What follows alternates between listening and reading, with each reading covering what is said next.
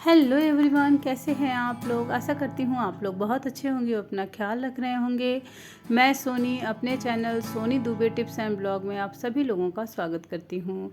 आज है जन्माष्टमी और जन्माष्टमी के दिन मैंने कैसे कन्हैया जी का जन्म किया उसके बारे में मैं आज आप लोगों को बताऊंगी।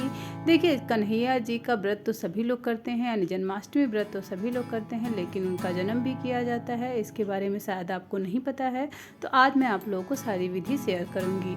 आपको क्या करना है, जो आपके यहाँ जो लड्डू गोपाल हैं उनको लेना है और पहले इनको गंगा जल से स्नान कराना है। इनके सारे कपड़े आपको उतार देने हैं और कपड़े उतार के आपको इस ये जो लड्डू गोपाल जी हैं इनको आपको वस्त्र भी सारे उतार लेने हैं। और उतारने के बाद से एक आपको बड़ा कटोरा लेना है। आपके पास अगर स्टील का है तो स्टील का लीजिए। उसके साथ साथ अगर आप कांच में रखना चाहें तो कांच में भी रख सकते हैं। आप चाहें तो पीतल के कटोरे या तांबे के कटोरे में भी इसको आप ये जो जन्म है इनका आप करा सकते हैं, लेकिन ध्यान रखिएगा प्लास्टिक के कटोरे में मत कराइएगा। उसके बाद से आपको इसमें कुछ फूल रखने हैं और आपको इसमें खीरा रख देना है। उसके बाद से जो लड्डू गोपाल आपने नहला धुला के रखे हैं उनको आपको इस तरीके से लिटा देना है। और लिटाने के बाद से आपको इसके ऊपर से भी थोड़ा बहुत फूल डाल देना है। आपके पास जो भी फूल हो आपको डाल देना है, लेकिन ध्यान रखें तुलसी जी के पत्ते इनके साथ ज़रूर रखें, क्योंकि जहाँ भी हमारे गोपाल जी रहते हैं ना वहाँ हमारे वृंदा मैया तो रहती ही रहती हैं, यानी हमारी तुलसी माता जी तो ज़रूर रहती हैं। तो इनको आपको जितने हो सके उतने फूल आप उतनी वैरायटी के फूल आप रख के उसमें आप ढक के रख दीजिए। ध्यान रखिएगा अभी आपको इसको ढक के रख देना है। और जब रात में 12 बजे ठीक 12 बजे रात में आपको इसका ढक्कन खोलना है। और ढक्कन खोलने के बाद से सबसे पहले अपने लड्डू गोपाल जी को बाहर निकालना है। जी हाँ, इनका जन्म हो चुका है और जन्म होने के बाद से बच्चे थोड़ा सा रोते हैं, तो अगर आप चाहें तो रोने का आजकल लोग म्यूज़िक लगा देते हैं। बच्चे के जन्म के समय जो बच्चा रोता है वैसा म्यूजिक लगा देते हैं। उसके बाद से आपको थोड़ी घंटी बजानी है, क्योंकि अपने प्रभु तो जाग गए हैं, यानी उनका जन्म हो चुका है। तो इसके लिए हम क्या करते हैं, घंटी बजा देते हैं। ठीक है, उसके बाद से थोड़ा सा बच्चों की तरह जैसे हम झूला झुलाते हैं ना, वैसे हम हथेलियों में इस तरीके से झूला झुला देते हैं।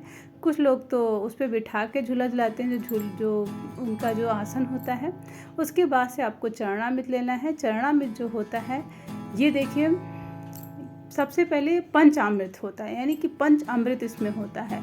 लेकिन ये चरणामृत तब बनता है जब इसमें हमारे लड्डू गोपाल जी स्नान करते हैं। लेकिन चरणामृत में इनको डुबोने से पहले भी आपको एक बार स्नान कराना है, यानी जो पंचामृत है उसमें डुबोने से पहले भी आपको स्नान कराना है।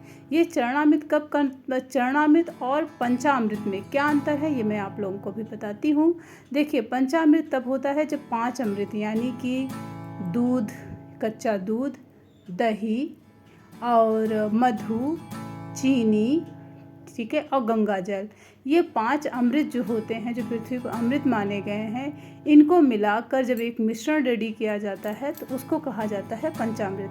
लेकिन चरणामृत ये तब बनता है जब इसमें हमारे भगवान, यानी कि हमारे लड्डू गोपाल जी और हमारे ठाकुर जी स्नान करते हैं और इसमें तुलसी दल डाला जाता है, तब ये हो जाता है चरणामृत।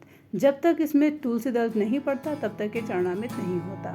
तो अब तो हमारे लड्डू गोपाल जी इसमें स्नान कर लिए। उसके बाद से हम एक सिक्के की सहायता से जो हमारा ये खीरा है इसके हम ऊपरी पार्ट को काट देंगे, और ये जो नीचे वाला पार्ट है इसको आपको घर के लोगों को ही प्रसाद में देना है। ध्यान रखिएगा इस वाले खीरे को किसी को बाहर प्रसाद में नहीं देना होता है, क्योंकि ये आपके घर के लिए होता है। उसके बाद से आपको भगवान को पीला चंदन लगाना है। ध्यान रखिएगा चंदन आपका पीला ही होना चाहिए भगवान को लगाने के लिए। उसके बाद से पूरे शरीर में इनके अष्टगंध का चंदन लगाना है। अष्टगंध जो होता है वो 8 सुगंधित पुष्पों की सहायता से, 8 सुगंधित चीज़ों की सहायता से, लकड़ियों और पुष्पों की सहायता से तैयार किया जाता है। तो उसको आपको इसमें इनके पूरे शरीर में लगाना है इस तरीके से। ठीक है, इस तरीके से इनको लगाना है। आपके पास जो भी लड्डू गोपाल हों, छोटे हों बड़े हों कोई भी हों, आपको उनको इस तरीके से आपको इनका जन्म कराना है। जन्म कराने के बाद से चरणामृत में स्नान कराना है, फिर गंगा जल से, फिर दूध से स्नान कराना है, फिर गंगा जल से स्नान कराना है। फिर उसके बाद से इनको नए वस्त्र पहनाने हैं। ध्यान रखिएगा उस दिन आप नए वस्त्र ज़रूर लाएं, क्योंकि नया वस्त्र ही उस दिन पहनाया जाता है। ठीक है, जन्माष्टमी के दिन। उसके बाद से आपको इनको इनके आसन पर इस तरीके से बैठा देना है, ठीक है, आसन पर बैठा देना है। देखिए कितने प्यारे से लग रहे हैं, जैसे लग रहा है वाकई में एक छोटा सा बच्चा जन्म लिया हो। उसके बाद से नए टोपी इनको लगा देनी है। ये जो आज के दिन जब हम यानी कि जन्माष्टमी के दिन भगवान का जन्म कराते हैं ना, तो मन एकदम भाव विभोर हो जाता है। और जब आप ये सब प्रक्रिया करते रहें तो मन में अगर आपको कुछ ना हो, अगर आप गीत गाते रहें, अगर गीत ना गा सकें तो आप कोई मंत्र का जाप करते रहें, ठीक है। श्री कृष्ण भगवान के बहुत सारे मंत्र हैं। अगर कुछ ना हो तो राधे कृष्णा ही करते रहें, या हे कृष्ण इतना ही आप बोल सकते हैं। इतना भी आप बोल देंगे तब भी बहुत होगा। तो जो भी आप भगवान जी को चढ़ाने के लिए फूल वगैरह लाए हैं वो सब चीज़ें इनको सजा दीजिए, इनके लगा दीजिए, ठीक है। उसके बाद माला वगैरह पहना दीजिए। और उसके बाद से आपने जो कुछ भोग के लिए तैयार किया है, क्योंकि इस दिन भोग के लिए भी थोड़ी बहुत चीज़ें तैयार की जाती है। जैसे मैं धनिया पंजरी तैयार किया है, पंचामृत जो मैंने तैयार किया था उसमें मैंने स्नान करा ही दिया था। तो देखिए जो धनिया पंजरी है वो मैं इनको थोड़ा सा चटा दे रही हूँ, क्योंकि भगवान जी का भाई जन्म हो चुका है तो उनको तो भूख लगी होगी ना, तो उनको तो कुछ ना कुछ चटाना और खिलाना तो बनता है ना। फिर उसके बाद से अब जो मैंने खाने की चीज़ें जो मैंने बना रखी हैं, जैसे कि मैंने कद्दू की सब्ज़ी बनाई हुई है, चावल बनाया हुआ है, उसके साथ साथ मैंने बनाया हुआ है आलू टमाटर की सब्ज़ी, लेकिन किसी में लहसुन नहीं है, ध्यान रखिएगा लहसुन का प्रयोग बिल्कुल ना करिएगा। और पूड़ी, वो सब हम भगवान जी को चढ़ा देते हैं।